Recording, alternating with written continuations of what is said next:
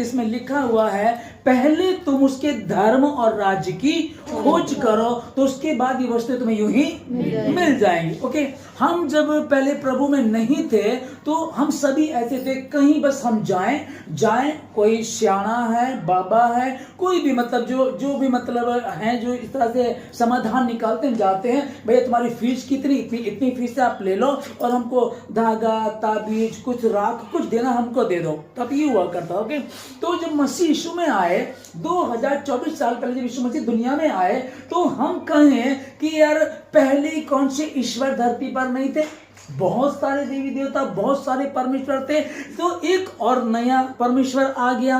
पहले क्या और धर्म नहीं थे कि एक और नया धर्म आ गया। तब फर्क हमें नजर आता है कि यीशु मसीह आए और आकर के सबसे पहले शब्द जो यीशु मसीह ने कहे वो थे मन फिराओ क्योंकि स्वर्ग का राज्य निकट आया है। ओके, मन फिराने के लिए। फिर तो दूसरी बात उन्होंने कही, फिर वो जानते थे कि लोग दुखी हैं, परेशान हैं, बेहाल हैं। वो जो इब्लीस, शैतान जो पहले स्वर्गदूत था, परमेश्वर उसको उठा करके जमीन पे फेंक दिया था, तो जमीन पर वो गिरा नहीं और ऊपर स्वर्ग में वो रहा, वो है कहां? हवा में। ओके, अब हम सब कौन हैं? हम सब परमेश्वर की संतान हैं, हम उसी परमेश्वर के बच्चे हैं। लेकिन चूंकि जब बच्चे माता पिता की बात नहीं सुनते हैं तो उनका नाजायज फायदा कौन उठाता है? तुम्हारे शत्रु।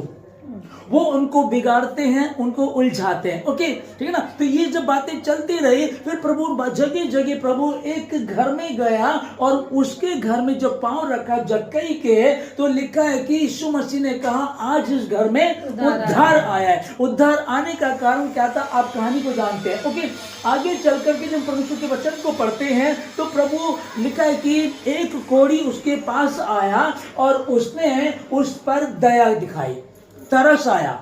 यीशु मसीह तरस दिखाता है, यीशु मसीह दया करता है। तो वो आकर के उसको दंडवत किया, प्रणाम किया और कहा कि यदि तू चाहे, यीशु यदि तू चाहे तो मेरे कोढ़ से मुझे शुद्ध कर सकता है। और प्रभु ने कहा मैं चाहता हूँ।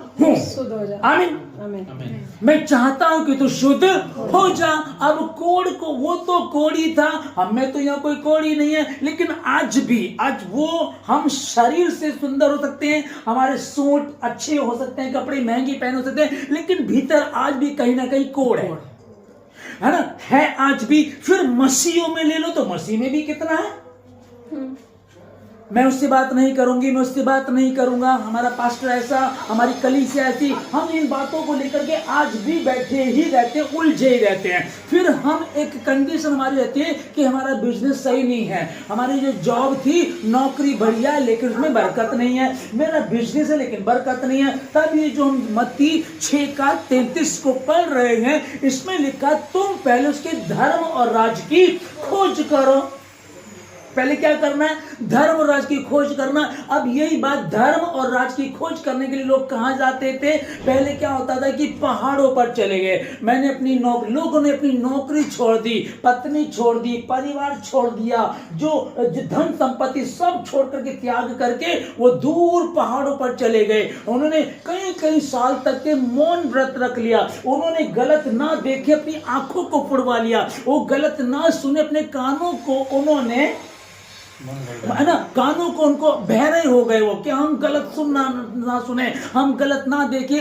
जितना उनको पता था उन्होंने करना शुरू किया। लेकिन यीशु मसीह जब आए तो उन्होंने ये नहीं कहा आंखों को फोड़ लो, कानों को बंद कर लो, है ना। ये वो कह रहे कि मन फिराओ क्योंकि स्वर्ग का राज्य निकट है। हम इतनी मेहनत करते हैं, काम करते हैं, समझ में नहीं आ रहा। किसी के पास दौलत है तो सुकून नहीं है, किसी के पास सुकून है तो दौलत नहीं है, ठीक है ना। सब किसी कंप्लीटली यहाँ कोई भी नहीं है। अब बड़े से बड़े स्टार्स को ले लीजिएगा। अब अगर आप देखें, अमिताभ बच्चन दुनिया का महान नायक है, उसके बेटे की शादी किससे? ऐश्वर्या राय से शादी हुई है। ओके, उसके बाद आज हम देख रहे हैं कि उनमें भी विच्छेद, मतलब कुछ चल रहा है कि शायद उनका डाइवोर्स हो गया, क्या हो जाएगा, अब ये हम सुनने को मिल रहा है। तो कौन खुश है? फिर कोई नहीं। कौन खुश है फिर, ठीक है ना, कौन खुश है? तो पहले उसके धर्म राज की खोज करो। धर्म राज की खोज करने का सिस्टम क्या है? हमको ये पवित्र शास्त्र बाइबल को पढ़ना है, इसको पढ़ें, इसको समझें। परमेश्वर से पवित्र आत्मा उसने जो हमको दिया है उससे सहायता मांगे, उनको बुद्धि देगा, समझ देगा। और जब हम उसकी सुनेंगे, उसकी जब हम सुनेंगे, हम कभी फेल नहीं हो सकते।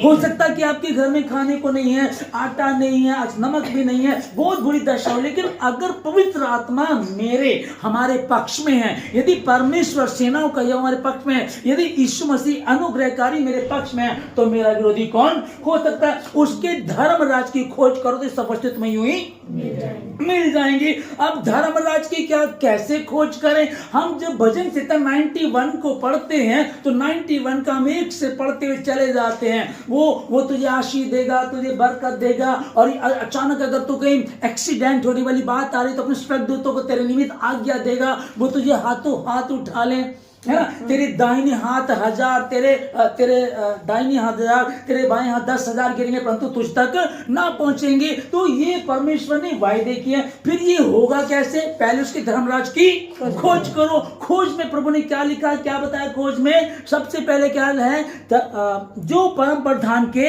छाए हुए स्थान में बैठा रहेगा, वो सर्वशक्तिमान के छाए में, जो परम प्रधान के छाए हुए स्थान में बैठा रहेगा, छाया में बैठा रहेगा ना, वो सर्वशक्तिमान की छाया में ठिकाना पाएगा। अब अगर मैं बैठा हूं परमेश्वर के समीप तो मैं ठिकाना पाऊंगा। अब ठिकाने में चाहिए क्या क्या? जो हम 128 भजन संहिता 128 को हमने पढ़ा, क्या ही धन्य है वो जो यहोवा का भय मानता।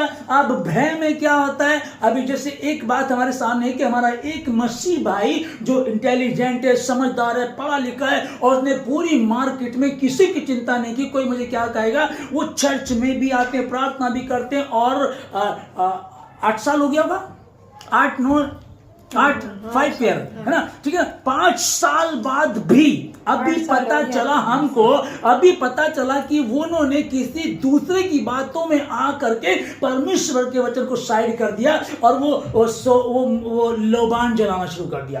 किसी ने कहा तुम्हारे घर में जो टॉयलेट बनी हुई है ना, वो ठीक नहीं है, वो इस रुख होनी चाहिए, तुमको अपने घर में ये जलाना चाहिए। तो अभी समझिएगा कि परमेश्वर जलन रखने वाला परमेश्वर को उसको कितना बुरा लगा होगा। आपकी बेटी है, आपसे ना पूछ करके पड़ोसी से पूछे, खासकर आपके दुश्मन से। कि शैतान कौन है दुश्मन? किसके द्वारा बात आई वो बात नहीं है, लेकिन बात तो वो दुश्मन की है ना, शैतान की बात है ना, वो लेकर आया ना। अब उसकी सुनकर जब उसको करना शुरू कर दिया, यहां लिखा। अब सेकंड में देखिए दूसरे में क्या लिखा है, तो निश्चय ही अपनी कमाई को खाने पाएगा। आमीन। अब इसको समझिएगा, तो निश्चय अपनी कमाई को खाने पाएगा। जब परमेश्वर ने लिख दिया तो निश्चय अपनी कमाई को खाने पाएगा। क्या ही धन्य है हर एक व्यक्ति, हर एक वो भाई वो बहन जो परमेश्वर विश्वास करते हैं। वो कौन? जो यहोवा का भय मानते हैं। अब भय तो चला गया। अभी जैसे सोनी भाई बता रहे थे कि मुझे पास ये वचन पहुंचा, मैंने इसको स्टडी किया, मैं तो उसके अनुसार चलने लगा। प्रभु ने अपने हाथों की कमाई से परिश्रम करना, इन्होंने परिश्रम करना शुरू कर दिया। लेकिन फिर दिमाग लगा, फिर उन्होंने पढ़ाई किया, एक वचन यहां ये क्या कहता है, दूसरा वचन यहां ये क्या कहता है, तब इन्होंने अध्ययन किया, तब जाकर इनकी समझ में आया, तब जाकर के समझ में आया कि परमेश्वर ये कह रहा है। प्रभु ने अपने, क्या आप चाहते हैं आपके बच्चे दिन रात मेहनत करें? आप चाहते हैं 24 घंटे काम करें, खाना भी ना खाए? आप चाहते हैं? तो परमेश्वर चाहेगा। जब परमेश्वर ने आदम और हव्वा को बनाया था, कोई स्ट्रगल नहीं था, कोई प्रॉब्लम नहीं थी, कोई दिक्कत नहीं थी। आदम को परमेश्वर ने बाद में बनाया। सबसे पहले उसने सूरज, चांद, तारे, पेड़ पौधे, फल फ्रूट सारी चीजें बना दी थी। जब आप किसी बच्चे की शादी करते पहले सब कुछ तैयार करते हैं, उसने सब कुछ कंप्लीट कर दिया, सब कुछ तैयार करके रख दिया। सब कुछ जब उसने दे दिया, रख दिया, उसके बाद फिर उसने कहा हम अपनी समानता में अपने अभी शादी हो गई है, हाँ बच्चे का सोचे पति पत्नी, नहीं अभी नहीं, अभी हमारे पास देखो घर नहीं है, बच्चे को कहां परवरिश कैसे करेंगे? पहले तो तुम वाटिका के सब वृक्षों का फल खा सकते हो, बस भले और बुरे के ज्ञान का एक वृक्ष है जो वाटिका के बीचों बीच है, उसका फल तुम कभी भी मत खाना।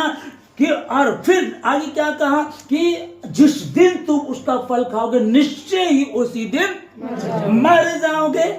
तो फिर क्या हुआ, निश्चय उसी दिन मर जाओगे। उन्होंने खाया और उन पर ये विपदा आई, ये मुसीबत आई। अज्ञानता के कारण मेरी प्रजा नाश हो जाती है।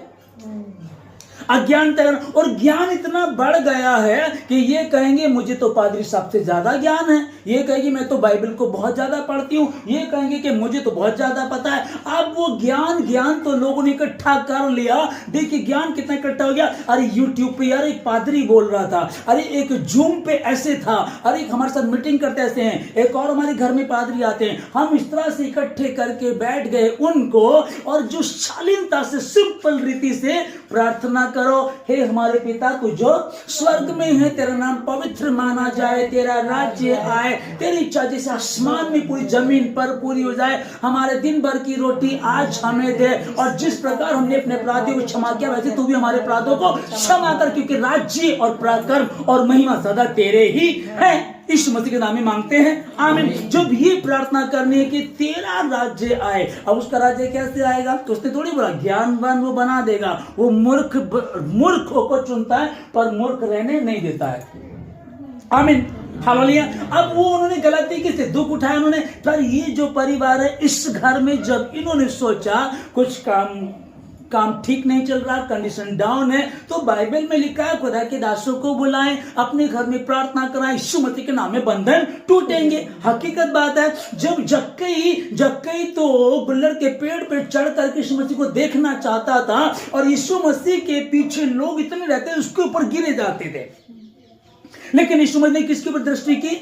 उस पापी की, जक्कई की, और उसके घर में गया। वो खाना खाने लगे, पानी पीने लगे, कुछ इस तरह से चल रहा होगा। बाइबल बताती हूँ, कहने लगा मैं अपनी आधी संपत्ति कंगालों में बांट दूंगा, और यदि मैंने किसी का जबरन ले लिया है तो 4 गुना उसको लौटा दूंगा। लोग कहने ऐसा कोई पागल ही करता होगा, अरे आधी संपत्ति लौटा के तो पागल हो गया है। लेकिन यीशु मसीह ने कहा आज इस घर में उद्धार आया, आमीन।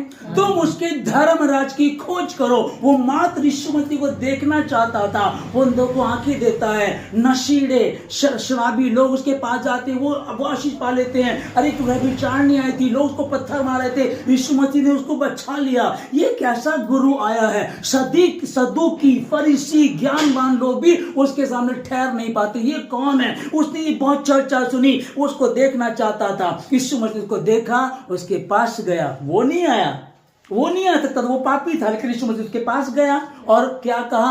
आज इस घर में उद्धार आया। Hallelujah, hallelujah. तुम पहले उसके धर्म और राज की खोज करो। अब क्या पहाड़ों पे निकल जाएं? नहीं। जैसा हम सुनते थे, क्या पहाड़ों पर चले जाएं? क्या नदियों में इतने पानी में घुस करके तपस्या करें? क्या हम क्या करें? क्या कुछ नहीं करना तुमको। जागते रहो, प्रार्थना करते रहो, क्योंकि शैतान तुम्हारा शत्रु वो इसी ताक में रहता है, किसको पढ़ कर चोरी करने, नाश करने, घात करने आया है। वो किसी और काम से नहीं, वो चोरी करने, नाश करने, घात करने, परंतु मैं इसलिए आया कि वे जीवन पाए और बहुतायत का जीवन पाए। वो बहुतायत का जीवन देने के लिए आया है। हालेलुया।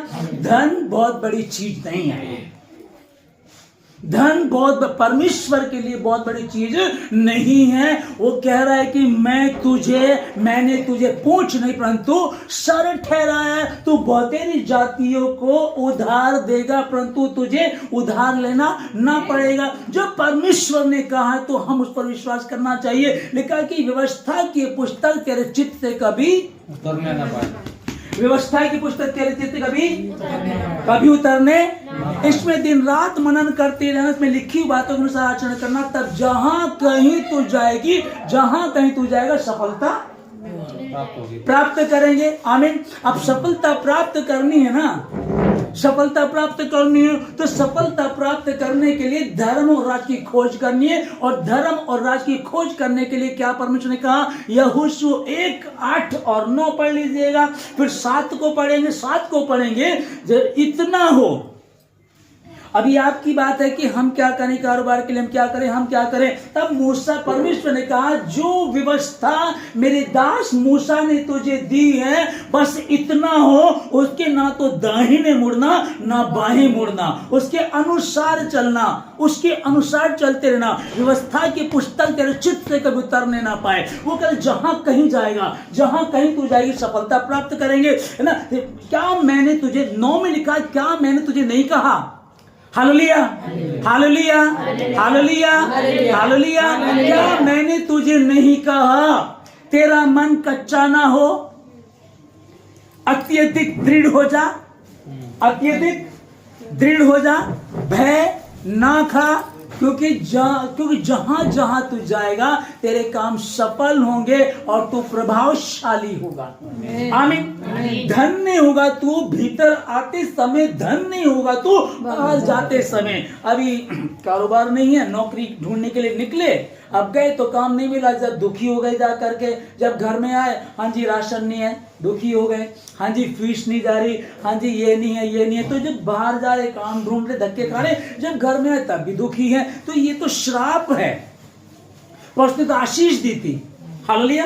पर हो सकता है कि आप आत्मिक हैं, ईमानदार हैं और ये सब चल रहा है, तो ये एक इम्तिहान है, इससे जब होकर के निकलेंगे तो बड़ी बरकत। आंसू बहाते हुए बीज लेकर बोने के लिए चला जाए। अब बीज बोने जा रहा तो आंसू बहाने का तो मतलब नहीं बनता है। अब एक बिजनेस करने जा रहे हैं तो मतलब नहीं बनता है। पर आंसू का मतलब क्या, पहले मैंने एक बिजनेस किया था वो भी फ्लॉप हो गया था, पहले एक और किया था वो भी फ्लॉप हो गया था, पिछली बार हमने बीज बोया, फसल आई लेकिन इतनी बाढ़ आई वो सब नष्ट हो गया, हम पर कर्जा हो गया, हम कैसे कर्जे को उतारेंगे। तो बीज लेकर के अब चल, जो बीज लेकर बोने के लिए रोता हुआ चला जाता है, उसके लिए लिखा है कि अगली आयत में, वो चाहे बीज लेकर के बोने वाला रोता जाए तो भी वो जय जयकार करते हुए लबने, इकट्ठे, है ना, वो लबने पाए, जय जयकार करते हुए। हम तो दुखी थे, हम तो बार बार रोते, बार बार परेशान थे, अभी बिजनेस भी चल रहा, अभी ये प्रॉब्लम, अभी ये प्रॉब्लम, बड़ी दिक्कत चल रही है, कितने समय स्ट्रगल कर रहा हूं, समझ में नहीं आ रहा। प्रभु ने कहा उसके धर्मराज की खोज करो। प्रभु ने कहा मैंने तुझे पूछ परंतु सर ठहराया। प्रभु ने कहा तू बहुतेरी जाति को उधार देगा, खुद ना लेगा। प्रभु ने कहा तू निश्चय अपनी कमाई को खाने पाएगा। ये सारी बातें समझ में आ रही है, पर क्या हो रहा है, क्या हो रहा है, जो बीज ले करके बोने के लिए रोता हुआ चला जाए वो जय जयकार करते हुए लबने पाएगा। चूंकि अगर आप ईमानदार हैं तो आप कुछ समय तक फ्लॉप हुआ, शैतान ने चाहा इसको डगमगाओ, कमजोर करो। उसने अथॉरिटी ले ली परमेश्वर से अय्यूब के लिए, आप लोगों के लिए, इसको कमजोर करो, इसको कमजोर, कितना गिरता है, कितनी गिरती है, उसने अथॉरिटी ले ली। अब कहा कि ठीक है जा, उसका सब कुछ नाश कर दिया, बिजनेस फ्लॉप हो गया। वो क्या कह रहा है, उसकी पत्नी भी आकर के कहने लगे अय्यूब की कि अभी भी खराई पे धरा रहेगा। पति बोलने लगी तू प्रार्थना में जाती है, तू उपवास रखती है, प्रभु के लोगों को बुलाती है, खिला कितना खर्च करते हैं, क्या हो क्या रहा है, चल छोड़, कुछ नहीं है। और उसकी इतनी बुरी दशा हो गई, पत्नी कह रही है अरे मरता हो तो मर जा, परमेश्वर की निंदा कर। लेकिन उसने क्या कहा, परमेश्वर ने दिया, परमेश्वर ने लिया। ये नहीं कहा कि परमेश्वर ने दिया शैतान ने लिया, उसने ये नहीं कहा कि परमेश्वर ने दिया शैतान ने, कहा कि परमेश्वर ने दिया, परमेश्वर ने लिया, परमेश्वर का नाम धन्य हो। हाँ, बीज लेकर के रोता हुआ चला जाए, बोने के लिए बीज लेकर के रोता हुआ जा रहा। पिछली बार फ्लॉप हो गया, उसे 2023 में भी फ्लॉप हुआ, 2022 में भी, 2021 में भी, 20 में भी, 19 में भी हम फ्लॉप होते चले जा रहे हैं। यहोवा ने दिया था, यहोवा ने ले लिया, यहोवा का नाम धन्य। जितना तेरा लॉस हुआ उसका डबल देने की पावर वो मेरा प्रभु, आपका प्रभु यीशु मसीह रखता है। पहले उसके धर्मराज की खोज करो, उसकी बातों को मान, उसके पीछे चलो। प्रभु जाने जाने में गलती क्षमा करना, मेरी स्तुति ले, मैं घटूं तू बढ़े, मैं और मेरा घराना हम तो यहोवा ही की आराधना करेंगे, उसी की सेवा करेंगे, उसी के काम को करेंगे। हालेलुया। हुआ क्या, मेरी प्रजा मेरे ज्ञान के ना होने के कारण नाश हुई जाती है।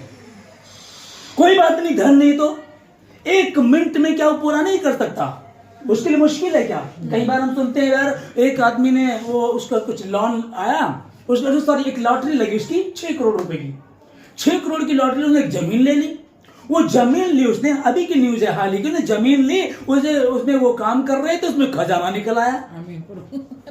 कितने केस ऐसे होते हैं कि वो किसी को भी जिसको बर्बाद करना चाहे वो यूं हो जाते हैं। बहुत लोग बर्बाद हुए, बहुत लोग बर्बाद हुए।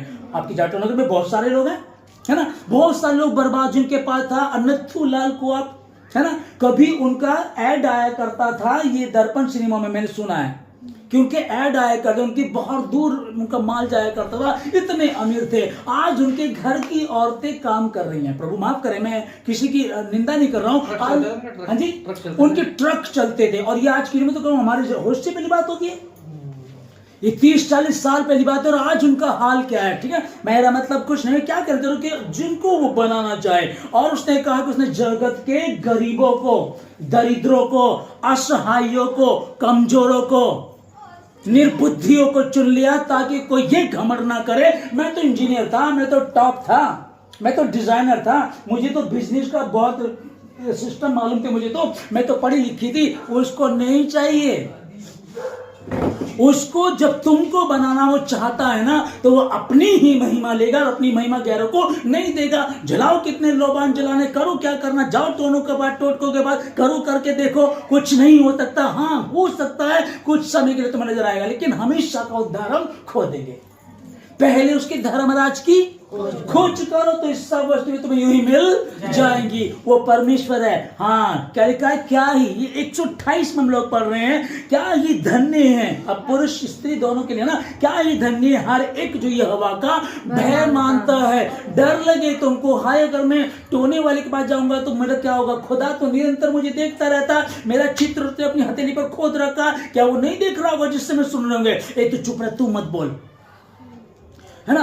उमा ऐसा करते हैं, तेरा पति तो दिल्ली में रहता है, क्या पति नहीं देख रहा, पत्नी नहीं देख रही, खुदा तो देख रहा है ना।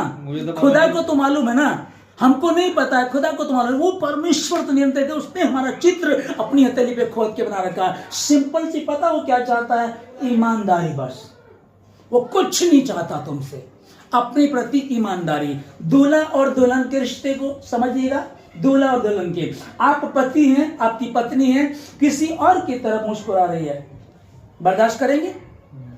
आप पत्नियां हैं, आपका पति, एक उदाहरण सिंपल से मैं बता रहा हूं, ठीक है ना, बर्दाश्त करेंगे? नहीं होगा। वैसे ही परमेश्वर हमारा यीशु मसीह को, बाइबल में हम समझते हैं इसको, ऐसा लिखा है कि वो हमारा दूल्हा और हम उसकी दुल्हन है। वो हमारा दूल्हा, हम उसकी दुल्हन है। और जब हम उसकी दुल्हन है तो दुल्हन अगर गद्दारी करेगी, लिखा ऐसी दुल्हन बनकर के पेश करो, ना झुर्रियां ना कोई दाग, पवित्र हो। हम पैदा पाप में हुए, बहुत गड़बड़ी हमने की है, हम दूध के धुले नहीं थे, बिल्कुल कोई भी नहीं था, ठीक है ना। हम परमेश्वर में अंश अंश करके बदलते जाते हैं, है ना। स्टेप बाय स्टेप हम काम करते हैं, परमेश्वर हमको बदल देता है। पर क्या है, जो अंत तक धीरज धरे रहेगा। पर मैं आखिरी में अब ये कहना चाहूंगा, क्या आपको विश्वास है? जिसको विश्वास है वो अपने सीने पर ऐसे हाथ रख लीजिए, जिसको मैं प्रार्थना करने जा रहा हूं।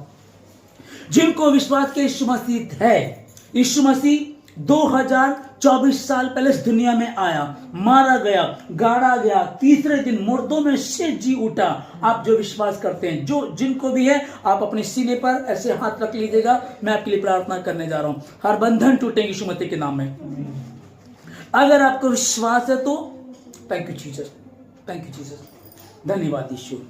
प्यारे प्रभु जी, मैं आपका धन्यवाद देता हूं। मेरे कहने से नहीं, मैंने कहा अगर विश्वास है तो हाथ रखिएगा, क्योंकि तभी काम होगा। मैं प्रार्थना करूं आप लोगों के लिए।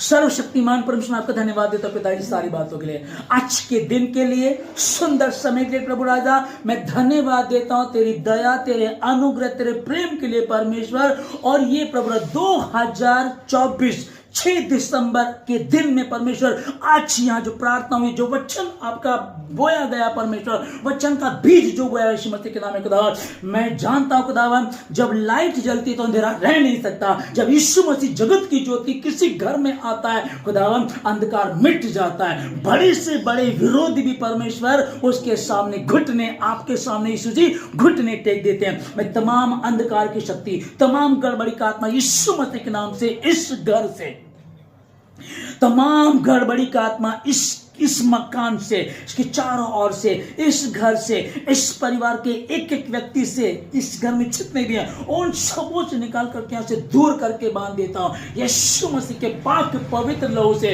इस मकान को चारों ओर से, इसकी बुनियाद से लेकर ऊपर तक प्रभु जी इसको ढांप देता हूँ परमेश्वर। इस घर को, इस परिवार को ढांप देता हूँ परमेश्वर। एक एक व्यक्ति को आशीष देता हूँ मसीह के नाम में। अब तक जो अंधकार की शक्ति काम कर रही थी, अब वो अंधकार की शक्ति काम नहीं करेगी, क्योंकि आपके वचन का बीज बो दिया गया। और हाँ, हो सकता है कि कोई घर में कोई कमजोर हो, लेकिन एक व्यक्ति आपके वचन में लिखा प्रभु जी, यदि एक घर में, एक परिवार में एक विश्वासी और सच्चे वो परमेश्वर के अनुसार चले तो उसके द्वारा उसका पूरा घराना बचाया जाएगा, पूरा घराना उद्धार पाएगा। और उद्धार का मतलब है फिर अंधकार की शक्ति काम नहीं कर सकती, न कारोबार में, न परिवार में, न बच्चों में, न पढ़ाई में, न किसी और चीज। वो हर चीज में तुमको आशीषित करता है, तो निश्चय ही अपनी कमाई को खाने पाएगा। आमीन। जितने जो यहोवा का भय मानते हैं, क्या ही धन्य हैं वह जो यहोवा का भय मानते हैं।